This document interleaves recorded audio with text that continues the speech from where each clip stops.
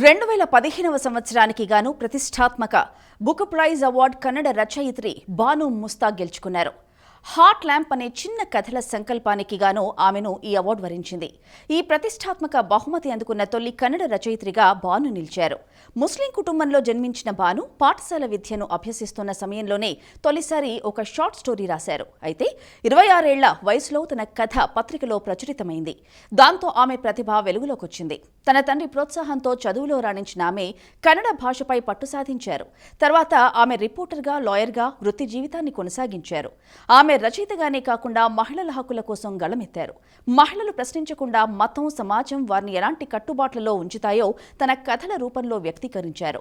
Hot ల్యాంప్తో పాటు 6 చిన్న కథల సంకలనాలు, ఒక నవల, మరికొన్ని రచనలు చేశారు. ఆ సాహితీ సేవలకు గుర్తుగా కర్ణాటక సాహిత్య అకాడమీ, దాన చింతామణి, అతిమబ్బ అవార్డులు కూడా గతంలో ఆమె అందుకున్నారు. ఇప్పుడు బుకర్ ప్రైజ్ అవార్డు గెలుచుకోవడం బాను ముస్తాక్ కెరియర్లో ఒక మైలురాయి.